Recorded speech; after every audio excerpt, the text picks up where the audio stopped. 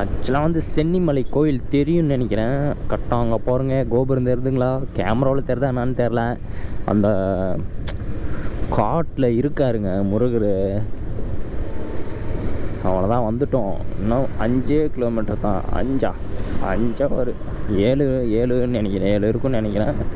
வந்துட்டோம், சல்லு புல்லுன்னு போயிடலாங்க.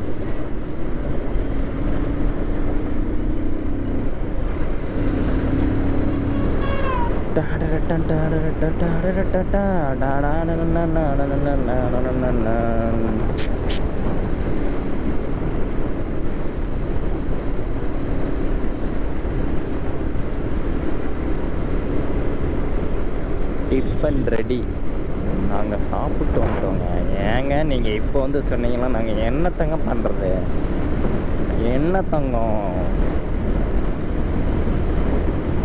ஒரு மாதிரியாக ரோடு அப்படியே நல்லா இருக்குது தானே. இந்த பக்கமும் புளியா மரம், இந்த பக்கமும் புளியா மரம். ஆனால் ரோடு இன்னொரு கொஞ்சம் அகலப்படுத்தினாங்களா வச்சுக்கோங்க. இந்த பக்கங்கிற புளியா மரத்தையும் தூக்கிடுவாங்க, இந்த பக்கங்கிற புளியா மரத்தையும் தூக்கிடுவாங்க. ஏன்னா அவங்களே அரசாங்கமே நடுவாங்க, அவங்களே தூக்கிடுவாங்க. அவங்கள நம்ம ஒன்றும் கேட்க முடியாது. எப்படி நாம் வெட்டினா தான் நம்ம மேலே கேஸ் போட்டுருவாங்க. அவங்க சொல்லாங்காட்டி நம்ம வெட்டவே கூடாது. நல்லா இருக்குங்க. ஒரு கொஞ்சம் மரம் பெருசாக இருந்துச்சுன்னா வச்சுக்கோ, பயங்கரமாக இருக்கும். அப்படியே சும்மா எப்படி நான் சொல்கிறது, அப்படியே நிழல்லே போகலாம். வெயில் எவ்வளோ வெயில் அடித்தாலும் சரி, கொஞ்ச நேரம் நின்று ரிலாக்ஸ் ஆகிட்டு போகலாம். அந்த மாதிரி இருக்குங்க.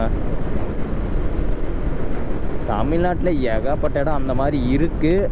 ஆனால் இருந்த இடத்தையும் பாதி இடத்த வந்து அழிச்சிட்டாங்க.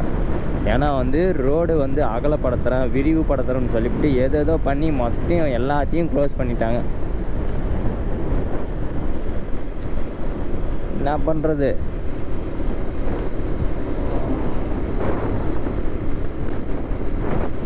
Sports vibe. போடு ப்ரோ.